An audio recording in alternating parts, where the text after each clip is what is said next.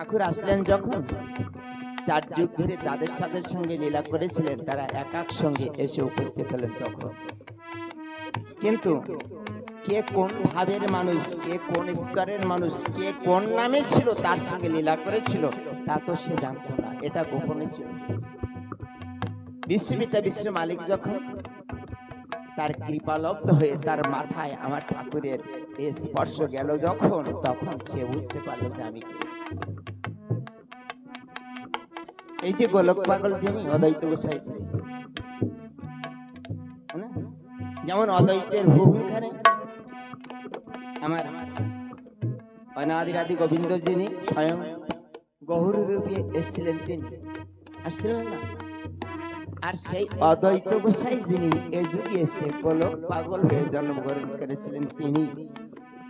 কিন্তু দেখবেন ঠাকুর আসেন যখন তাকে কিন্তু চিনতে পারে না। তো এইখানকার আমি যেখানে এসেছি এখানে আমার গোসাই রামকৃষ্ণ গোসাই যিনি সদা সর্বদা আসতেন তিনি, কিন্তু তিনি যে তানার ভিতরে যে এত বড় শক্তি ছিল এ শক্তি কিন্তু প্রকাশ পায়নি। পরে যখন এসছে তখন হয়েছে, তখন যখন উনি যখন চলে গেছে তখন সব বুঝতে পারছে যে কে এসছিলেন, কে কথা বললেন। তেমনি ভাবে এই গোলক পাগলের বংশধর আমাদের এখানে এসছে, আমি ওনার মুখে শুনেছি ওনারা কোনোদিন কাউকে দীক্ষা দেন না, এ অধিকার নেই। কিন্তু ঠাকুর বলে গেছে তোদের বংশে থাকবে যারা কোনোদিন তোদের এই মতুয়া ধর্ম মত পথে দীক্ষা নেওয়ার প্রয়োজন রাখবে না তারা। কত বড় কথা, কত বড় কথা। যাও আমার ধন্য দেখা পেয়েছি, আর আমি এখানে এসেছি, সকলের সঙ্গে আমার দেখা হয়েছে, সাধুগুরু বৈষ্ণব সকলের। আমার নিজেকে আমি ধন্য মনে করছি। এখন আসার সময় না, আগামী শনিবারে উৎসব, আজকে আছে শনিবার, আর আগামী শনিবারে বাড়িতে মহোৎসব। হ্যাঁ,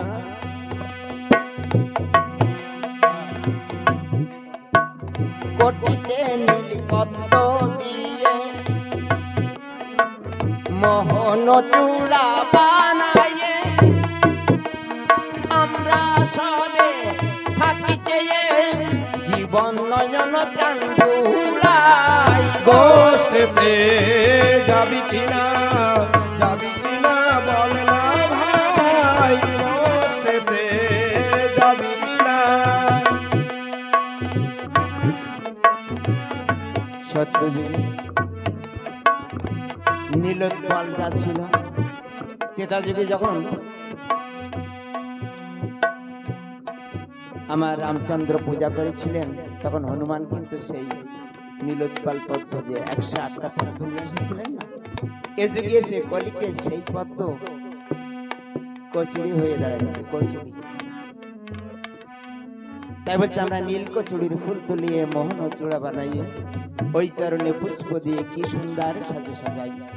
দেখবেন কচুরি ফুল যা ডোবায় থাকে, অথচ আমরা সেই কচুরি ফুল যে নীল পদ্ম ফুল এ কিন্তু মর্যাদা কাউকে দেয়। ঠাকুর এসেছিলেন যখন ছোট হারমোনিয়াম এক এক করে ভক্তরা ছিল যারা, রাখালগঞ্জ ছিল যারা, এক এক করে ঠাকুরকে নিয়ে গোষ্ঠীতে যেত তারা। একদিন কিভাবে কে মনে হয়েছে ঠাকুরকে একটা গাছের তলায় বসেছে, গাছের পাতা ভেঙে আসন করে দিয়ে বিশ্ব মালিক যিনি এসে গাছের পাতা ভেঙে তার উপরে সকাল ছিল যারা বৈজনাথ বিশ্বনাথ ছিল যারা, এই সকলে একসঙ্গে মিলে গাছের পাতা ভেঙে তার উপরে বসাইছে তারা। দিয়ে বলছে ঠাকুর হরি, আমাদের একটা মনোবাসনা আমরা তা প্রকাশ করি কি, তা আমরা আজ ওই কচুরি ফুল তুলি আনবো, কিন্তু এমন দল কাদা, তারপরে আমরা যদি যাই একবার যখন তলিয়ে যাব আর ওঠার কায়দা নেই। ঠাকুর সেদিন বলেছে আমার একটা কথা নিবি, তোরা ওই কাদার উপরে হেঁটে যাবি, কচুরি পনার উপরে হেঁটে যাবি, কিন্তু তোদের পা কোনোদিন ওই কাদায় লাগবে। হরি বল হরি বল হরি ধরব যা ব্রজরাট বিশ্বনাথ ঠাকুরের কথা মতো কচুরির পানার উপরে যেমন একটা পাখি বসে তেমনি ভাবে কচুরির পানার উপরে পা দিয়ে দিয়ে ওই গভীর জলের কাছে গেল। তখন পাখির নামলো, হালকা পাখির মতো হয়ে গেছে।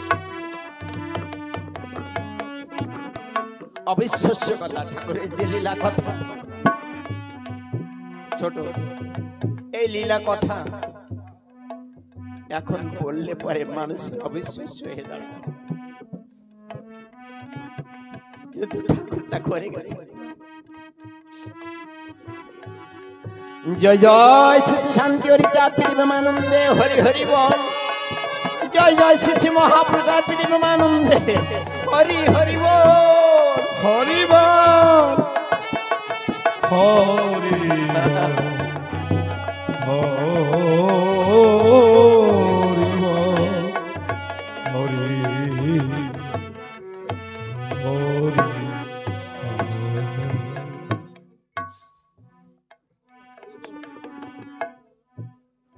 রাখালগণ কচুরির ফুল তুলে নিয়ে আসছে, গামছা ভেজে উত্তরীয় ভেজে ওই জল নিয়ে ঠাকুরের পা ধুয়ে দিয়েছে। তুই আমার কথা নিবি, যতবার তুই আসবি আমাদের সঙ্গে। রাখালগণ ছিল যারা এমনি ভাবে সদা সর্বদা, একটু আগে গান হয়ে গেছে, সেই কালা চাঁদ, সেই রূপের চাঁদ গভীর মন করে চুরি।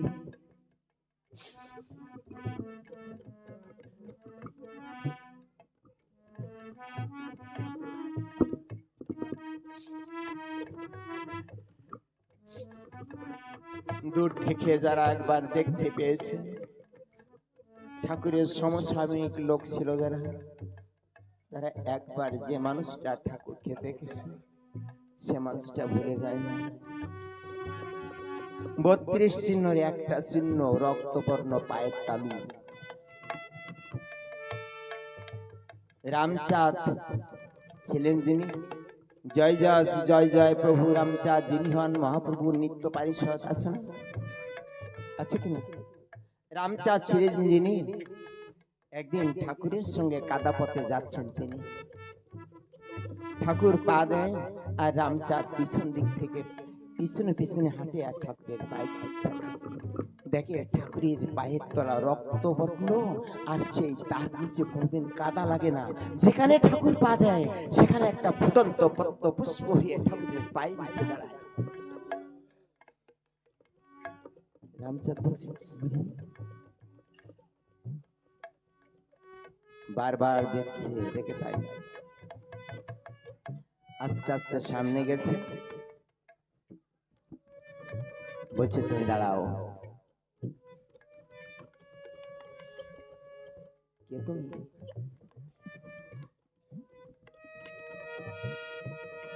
তুমি কে?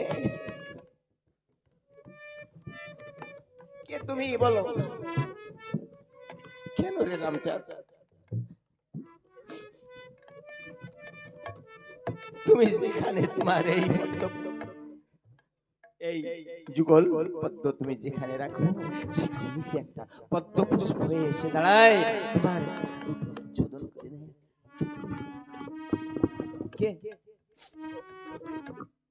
তখন বলছে, রামচাঁদ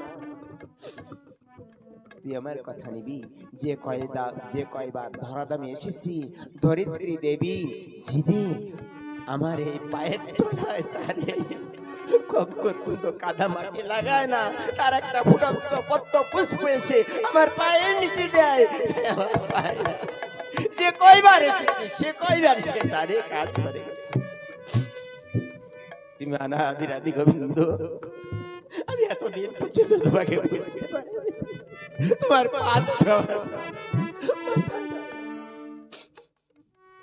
রামচাঁদকে সেদিন আশীর্বাদ করলো, বলেছিল রামচাঁদ তুই আমার কথা নিবি?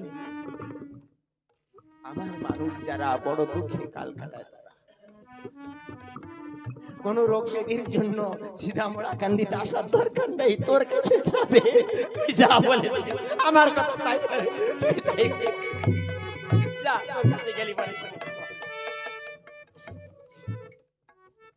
এই যে গোলক পাগলের বংশধর তিনি নেপাল গোসাই, ওনার যখন গলা ফলা ব্যাধি হয়, রামকুমার ছিলেন যিনি গোলক পাগলের বড় ভাই, তিনি মনে মনে চিন্তা করলেন যে এখন সকলে কয় একবার সিধামড়া গান্ধীকে ঠাকুরের কাছে নিয়ে গেলে আমার গোলক ভালো হলে হতে পারে। এই ভেবে যখন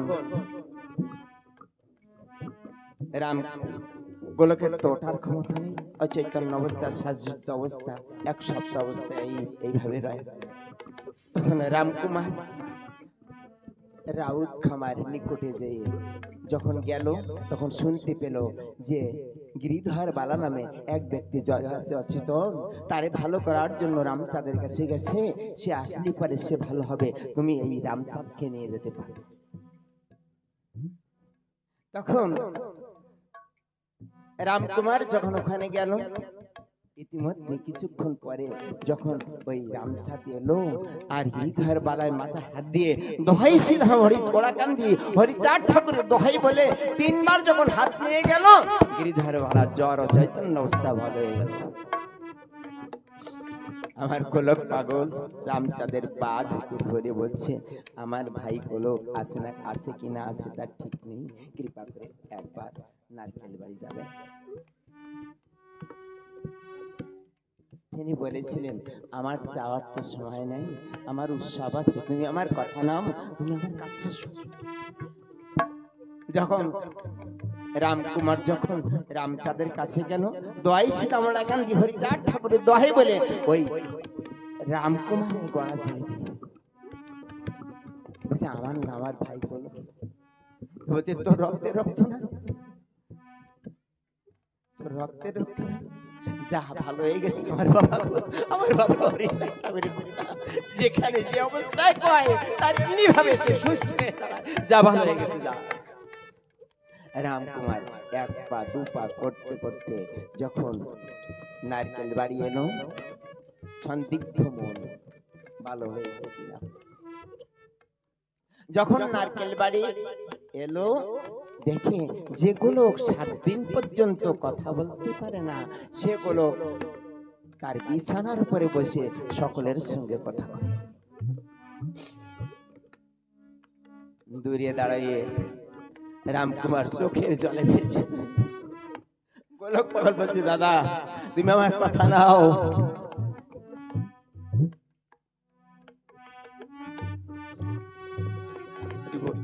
তুমি আমার কথা নাও, আমার যখন অসুস্থ অবস্থায় ছিলাম তুমি কত কেঁদেছো আমি শুনেছি, আমি দেখতে পাই নাই, কিন্তু এখন তো ভালো হয়ে গেছি, তোমার সঙ্গে জল খেতে। ভাই রে, যার নাম স্মরণ করে দিয়ে যে মানুষটা আমার গলা ছেড়ে দিয়ে তোরে ভালো করে, সেই মানুষকে দেখার জন্য আমার মন পাগল হয়ে গেছে, আমি ওনাকে দিতে যাবো।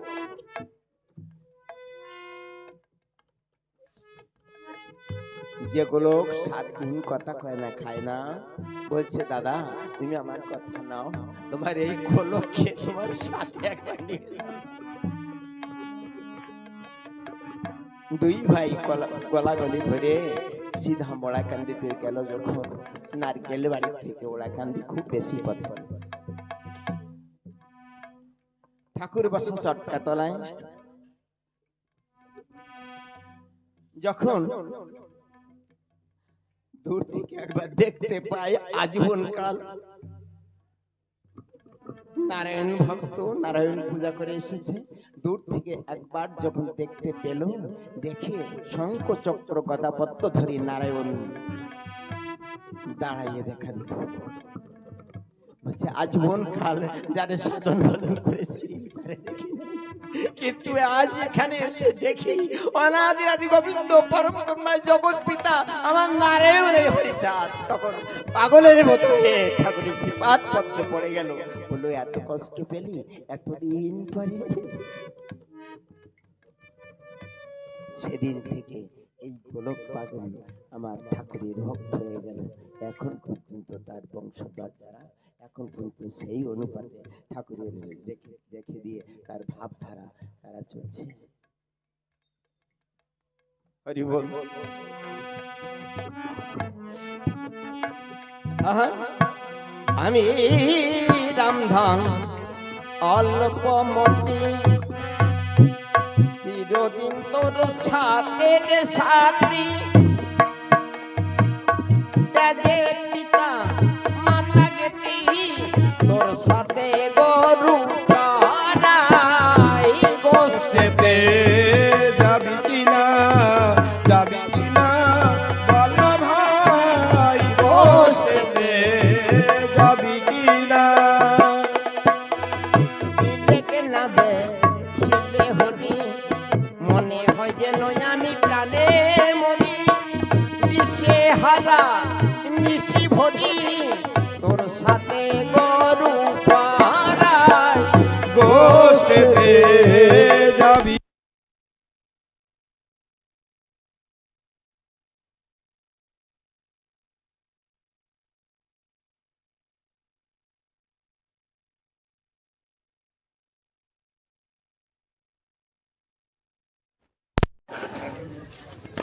রামদেব জীবন সেটা দেখতে পাবে।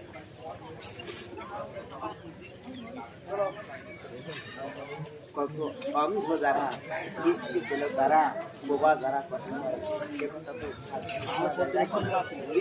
এটা তো আমার অন্ধ রামদেব, তার মা বাবা ছিল যারা, আমার ওই চাকরির কাছে একদিন মনে মনে চিন্তা করলো তারা ঠাকুরের কাছে তখন সকলে মিলে যখন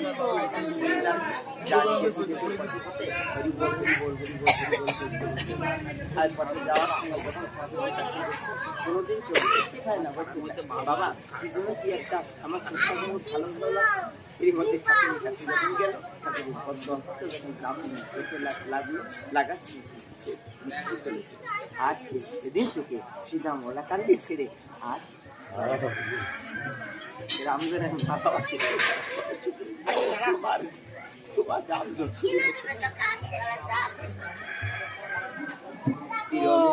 আজীবনকাল চিরঅন্ধ ছিল।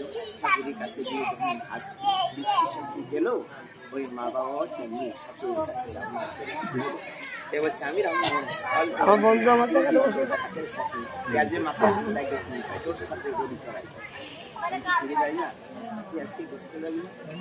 চল আজকে গোষ্ঠে যাই, চল। আহা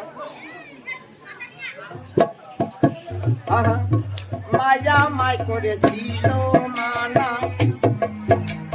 রামা আজ তুই বসতে যাস না, মার মানা দেখ মনে মানলো না, পালাইয়ে এসেছি তাই বসে দে।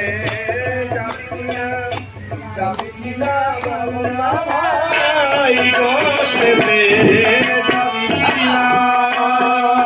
মায়া মায় করেছিল মানা, রামা আজ তুই বসতে যাস না, দেখো মার মানা মনে মানলো না, পালাইয়ে এসেছি তাই গোষ্ঠীতে যাবি কিনা যাবি কিনা বল ভাই, গোষ্ঠীতে যাবি কিনা।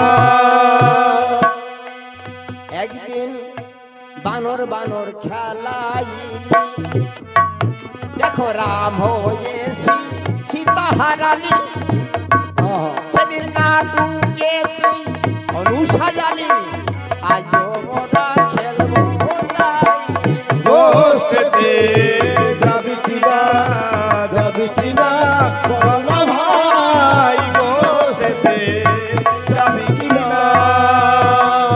দেখেছেন কত বড় কথা। আমরা মতুয়া যারা দেখবেন, মতুয়া যারা কোনো মত পথকে কিন্তু খাটো করবে বা ঘৃণা করার চেষ্টা পায় না তারা। কেন কেন কারণ কি? যে কয়বার ঠাকুর এসেছেন সেই সত্য যুগের থেকে আরম্ভ করে সে কয়বার এই হরিচাঁদকে তিনি এসেছেন, হ্যাঁ না, তিনি এসেছেন, তার দৃষ্টান্ত আছে। আছে কিনা দেখবেন আমাদের স্তবাবলীতে আছে যে স্তবটা আমার তারক গোসাই ঢাকায় গান করতে গিয়ে আমার আদ্যাশক্তি মহামায়া কর্তৃক পায়, আছে না? হ্যাঁ না? কবিরা সুরাজ কবি শ্রমণী ঈশ্বর কাশ্রমণী সুকবিপতি বিশিষ্ট শ্রীমৎ তারকচন্দ্র রায় সরকার শ্রী হরিচন্দ্রাং গোলকচন্দ্র মুদিত চন্দ্রং নরকুলাং ভবদ্মিনাং বিনাশকারং ভবতি সারং গতি স্থূলাং নাহং জানুমি নাহং বজামি, আছে না? ইহং ব্রহ্মতি প্রম তমিক স্বয়ং কৃপা মাং হরিচন্দ্রায় নমো। আমি স্তব সব বলবো না, লাস্টের যেটা সেটা বলছি। রাম রূপ শ্রী নন্দত্য ব্রজতি ব্রজাং তঙ্গি স্বয়ং চৈতন্য ততহত্রগতর দ্রষ্টভত স্বরূপায়ং চিরচিন্তস্য দ্বারাকাকস্য কিংবা পুত্রস্য গারাশ্রম গতাগত সুদিনগত হরিচন্দ্রায় নমো নমঃ। কি স্তব যদি আমার তারক গোসাইকে আদ্যাশক্তি মহামায়া দান করে, সে স্তবের ভিতরে যদি এ পাওয়া যায় রাম রূপজ শ্রী নন্দত্তজ ব্রজতি ব্রজাং তঙ্গি স্বয়ং চৈতন্য এব ততহত্রগত দ্রষ্টব্যত স্বরূপায়ং চিরচিন্তস্য দ্বারাকাকস্য কিংবা পুত্রস্য। কি তাহলে তিনি রামরূপে ছিলেন কিনা? স্তবে পাওয়া যায় কিনা? শ্রী নন্দাত্মজ তিনি নন্দসুত হরিছিলেন কিনা? স্তবে পাওয়া যায় কিনা? ব্রজতি ব্রজাং তঙ্গি স্বয়ং চৈতন্য এব ততহত্রগত, তুমি সেই চৈতন্য দেব। তাহলে মতুয়া যারা ঠাকুর বলেছেন কারো ধর্ম নিন্দা করিবে না, আছে না? চারি বেদ 14 শাস্ত্র নবলক্ষ গ্রন্থ আর 18 খানা পুরাণ, এই আছে আমাদের মতুয়ার ধর্ম শাস্ত্র গ্রন্থ। চারি বেদ 14 শাস্ত্র নবলক্ষ গ্রন্থ আর 18 খানা পুরাণ। এ বাবা আমাদের পূর্বপুরুষ যারা স্কুলে ছিল তারা বাবা গুরুচাঁদ ঠাকুরকে স্কুলে পাঠাইছে। বাবা হরিচাঁদ ঠাকুর যখন স্কুলে পাঠানোর সঙ্গে সঙ্গে নবশূদ্রের ছেলে বলে শূদ্রের ছেলে বলে আমার গুরুচাঁদ ঠাকুরকে স্কুল থেকে বাড়ি ফিরে আসতে হতো। হ্যাঁ, বাড়ি ফিরে এসে যখন বাবাকে বলছে, বাবা আমি তো নবশূদ্র, আমার পড়াশোনা করার অধিকার নেই, ঠিক সেই সময় ঠাকুরের একনিষ্ঠ ভক্ত ছিলেন একজন মুসলমান। দেখেছেন?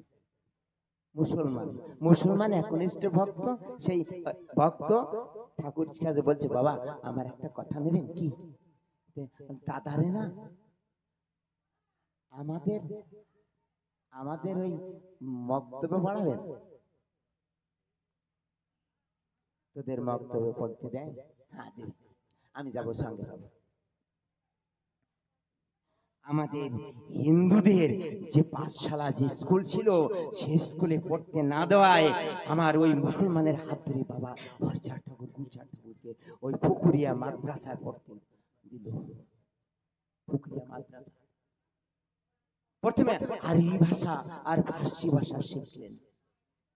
কি বাবা কতদিন? 1257 সালে অগ্রহণ মাসেতে পাঠশালা হলো সৃষ্টি চৌধুরী বাড়িতে। এর আগে আমার মানুষ, আমার ঠাকুর দাদা, আমার পদ্মদা যা ছিল, যারা ওই স্কুলের চৌকাঠের ওপাশে গেছিল কি তারা জানতাম? চারি বেদ 14 শাস্ত্র নবলক্ষ গ্রন্থ 18 খানা পুরাণ, কোন শাস্ত্রের ভিতরে নবশূদ্রের উল্লেখ নেই, আছে? তাই আমার শ্রী কৃষ্ণ বলছেন শাস্ত্র মতে করে সাধন কেমনে তারে পাবো, কেন নবদ্বীপ আছে না? রাগ করবে না, যারা অন্যান্য সম্প্রদায় বলছে তাদের খারাপ বলছি না, খারাপ বলছি না। কোন মানুষ আমাদের দীক্ষা দিত না। এই মানুষকে যারা এখানে বসা কোনোদিন কাউকে এরা দীক্ষা পায় নাই, কোনোদিন দীক্ষা পায় নাই, এরা দীক্ষা দিত না, দীক্ষার অধিকার ছিল না। আর এখন আমাদের মানুষ যারা ঘরে ঘরে যায় দীক্ষা দিচ্ছে, এদের দীক্ষা দিত না, আর এরা এখন দীক্ষা গুরু হয়ে মানুষের দীক্ষা দিচ্ছে। কার কি বাবা গুরুচাঁদ ঠাকুর, বাবা গুরুচাঁদ ঠাকুর পুকুরিয়া মাদ্রাসা থেকে একটু আরবি ভাষা ফার্সি ভাষা শিখে তারপর 10 রাতের বাড়ি থেকে পড়াশোনা করে কিনা? করে কিনা? গুরুচাঁদ ঠাকুরের কৃপা। এখন আমরা দেখেন আমরা প্যান্ট পরি না, ওই প্যান্ট পরি না, লম্বা প্যান্ট, আমাদের প্যান্ট পরার অধিকার ছিল। প্যান পরে কোন জমিদারের বাড়ির সামনে থেকে গেলে পরে তার মাথা চুল ছেলে মাথায় গোবর ঢেলে দিবে আর তাকে তার হয়তো তাকে মেরে ফেলে দেবে। যখন লাট দরবারে বাবা গুরুচাঁদ ঠাকুরকে ডাকে, বাবা গুরুচাঁদ ঠাকুর বলছেন আমি ইংরেজ দরবারে যাব, ইংরেজ দরবারে যে পোশাক সেই পোশাক পরে যাব। আমার গুরুচাঁদ ঠাকুরকে সেই সময় 500 টাকা দিয়ে ওই ঠাকুরের প্যান্ট শার্ট কোট নিয়ে আসলেন। তারপর উনি পরে ইংরেজ দরবারে যখন যাবেন তখন গোসাইরা বলছে বাবা আমরা কি করি, আপনি কি ওই দলে মিশে যাবেন? বলে না রে না, আমি একদিনে পড়ে গেলাম, তোদের পরে এই পড়ার অধিকার দিয়ে গেলাম, তোরা এরপরে পড়বি যা, তোদের অধিকার দিয়ে গেলাম আমরা, তোরা পরে পড়বি। আমি একদিন পড়লাম। পরম করুণাময় কারে কয় আমাদের জন্য কি করেছেন তিনি, এরই আমরা করতে পারবো না জীবনও না। তিনি কত বড় শিক্ষা দিয়েছেন। তিনি দেখলেন আমি যদি কারু বাড়িতে গিয়ে কই তোমার ছেলে মেয়ের স্কুলে পাঠাও, যদিও করো ভিক্ষা, ছেলে মেয়েদের শিক্ষা মানবে না, আমার ছেলেকে আগে পড়াশোনা করানো লাগবে। উনি প্রথম শশীভূষণ ঠাকুরকে পাঠালেন, শশীভূষণ ঠাকুরকে স্কুলে উচ্চ শিক্ষা শিক্ষিত করলেন। কেন করলেন? আপনি আসরি ধর্ম পারকে শেখায়। আছে না নিবারণ গোসাই, নিজের ছেলে লেখাপড়া শেখে নাই বলে তাকে চুল দাড়ি কেটে বাড়ি পাঠিয়ে দিয়েছিল। হয়তো আপনাদের সকলে জানা আছে, আমি বলতে যাবো না, সময় আমার খুব সময় শর্ট। এখন কি বলেছিলেন? যদি কোন গুরু গোসাই তাদের সন্তান সন্ততি যদি স্কুলে না পাঠায় সেজন্য আমার বাবার নাম না করে। যা যা কোন একটা বাড়িতে তার পরিবেশ ঠিক করতে গেলে তাকে আগে স্কুলে পাঠানো দরকার, লেখাপড়া শেখানো দরকার। রাগ করবে না, কোন বাড়িতে যদি উচ্চ শিক্ষা শিক্ষিত থাকে তার বাড়িতে যখন যাবেন তখন দেখবেন তার একটা ছোট একটা মেয়ে যা থাকবে, তারা যখন উচ্চ শিক্ষা শিক্ষিত হবে তখন দেখবেন তারা তাদের বাড়ির জামা কাপড় গুলো সুন্দরভাবে ভাঁজ করে করে গুছাই রেখেছে।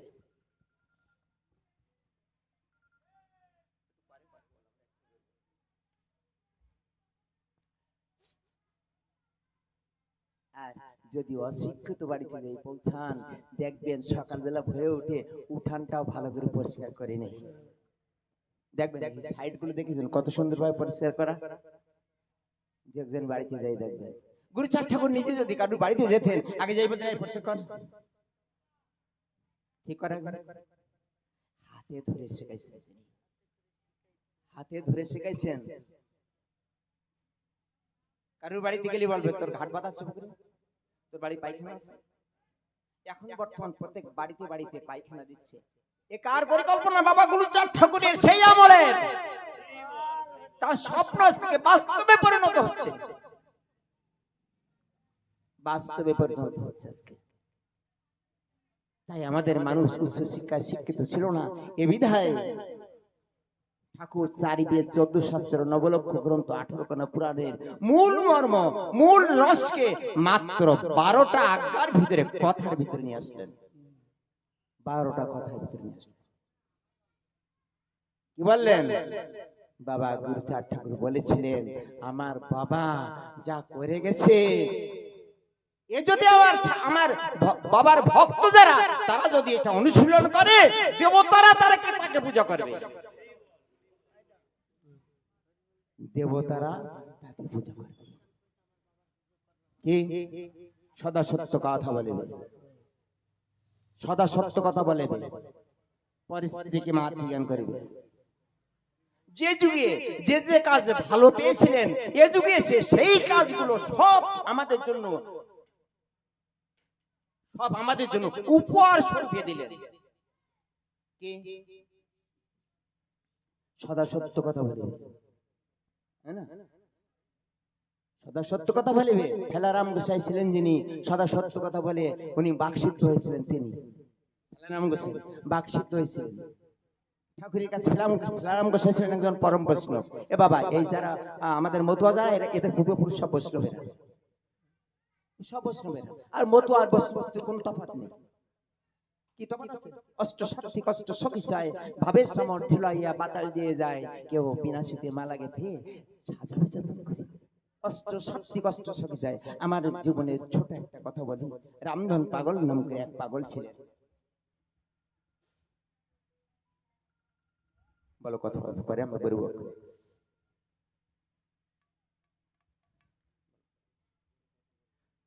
রামধন পাগল নাম করে একজন পাগল ছিলেন। আমি সেখানে কোনো একটা কাজে ছিলাম, একটা স্কুলে পড়ানোর কাজে ছিলাম। মনে মনে ভাবলাম আমি পাগলের কাছে একদিন যাব।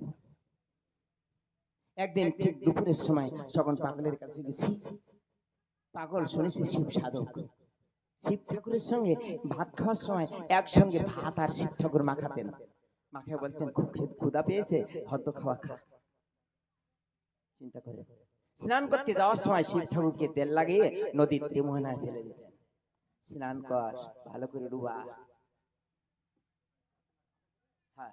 হ্যাঁ, আমারও ভালো, মানে আমাদেরও সময় খুব শর্ট। বাড়িতে বারবার ফোন করছে, হরি বল।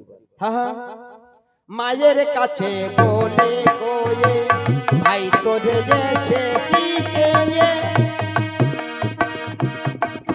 ওরে মায়ের কাছে বলে গোয়ে মা তো মানা করে নাই গো। যাবি কিনা যাবি কিনা বল ভাই গো, সেতে যাবি কিনা। রে ও ভাই কালো শশী, আমরা তোরে ভালোবাসি, যাহা কিছু লইয়ে আসি, না খেয়ে তোরে খাওয়াই গো। সেতে যাবি কিনা যাবি কিনা বল না ভাই গো, সেতে যাবি কিনা। একদিন বিশ্বনাথ মল জীবনে তুই প্রাণে বা চালি প্রাণে, সেই হতে ভাই তোরি জন্যে কাঁদে রে গুণের ভাই গো।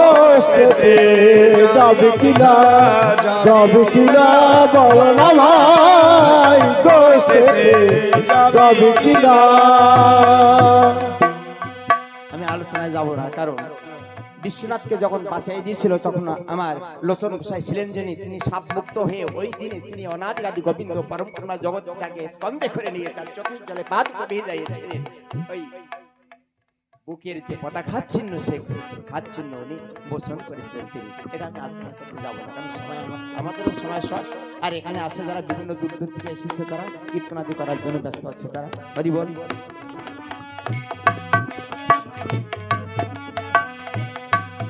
হরে যারা এলো প্রভুর সনে জানে মাত্র সেই কয়জনে, হরি চাঁদের বস্ত্র লীলা তোর কাছে আমি বলে যাই গো। সেতে যাবি কিনা যাবি কিনা বল না ভাই গো, সেতে যারা এলো প্রভুর সনে জানে মাত্র সেই কয়জনে, অন্ধ হলে বুঝবে কেনে তার তো সে সাধনা নাই গো। সেতে যাবি কিনা যাবি কিনা বল না ভাই গো, সেতে যাবি কিনা। গোষ্ঠের কি আনন্দ জানে কেবল রাখাল বৃন্দ, অন্ধ হরে বুঝবে কেনে তার তো সে সাধনা নাই গো। সেতে যাবি কিনা যাবি কিনা বল না ভাই গো, তার সেতে তো সে সাধনা নাই, আর তো সাধনা নাই। অন্ধ হরে বুঝবে কেনে তার তো সে সাধনা নাই। ওরে অন্ধ হরে বুঝবে কেনে তার তো সে সাধনা নাই। ওরে রন্ধ হয়ে রন্ধ করে আর তো সাধনা নাই। তার তো সে সাধনা নাই, তার তো সে সাধনা নাই।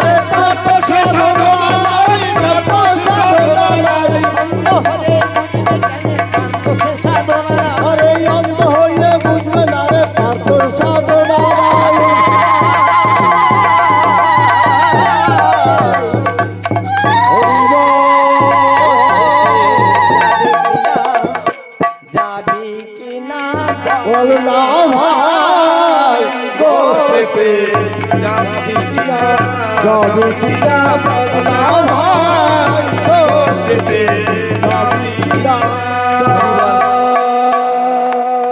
হরিবল যা হোক আমি ক্ষমা চেয়ে নিচ্ছি এই কীর্তন যেটা ছিল তার কয়েকটা কলি বাদ দিয়ে লাস্টের ওটা করেছি ঠাকুর যেন আমার ক্ষমা করে তার কারণ একটা কীর্তনের যদি সম্পূর্ণ কলি না বলা হয় তার অঙ্গভঙ্গ হয় আপনারা কৃপা করেন ঠাকুর যেন আমার মাফ করেন আর একটা কথা বলছি আমরা এখনই বেরিয়ে যাব আগামী শনিবারে ওই 82 নম্বর বান্ধে উৎসব আছে কৃপা করে আপনারা ওখানে পদধূলি দিবেন আমার এখানে যাওয়ার পরে কৃতি ছাত্র যারা 90% উপরে যারা মানে ক্লাস 10-এ মার্ক পেয়েছে তাদের জন্য একটা ব্যবস্থা হবে তার জন্য বারবার ফোন করছে না যাওয়া পর্যন্ত তাদের কি হবে কি না হবে সেটা বোঝা যাবে না এই জন্য আমাকে খুব তাড়াতাড়ি পৌঁছানো লাগবে এখানে সকলকে আমি আমার প্রণাম জানাই আর আমি পরম করুণাময় ঠাকুরের কাছে প্রার্থনা করি বর্তমানে এখানে যে ছোট একটা বাচ্চা এখানে আছে সত্যি যে সেভাবে আমাদের এই সংকেত করেছে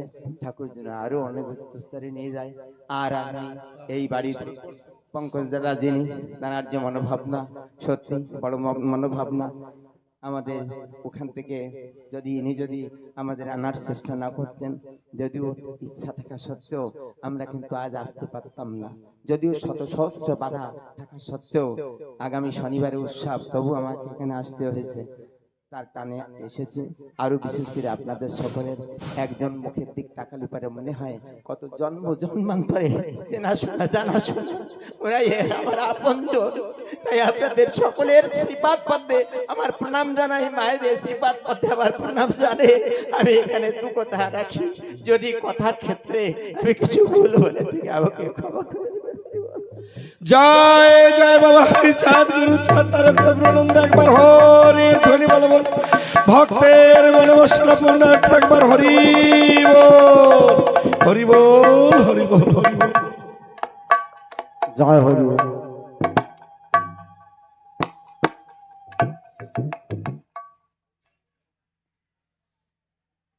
হরিবর সরকারের কীর্তন গোষ্ঠীতে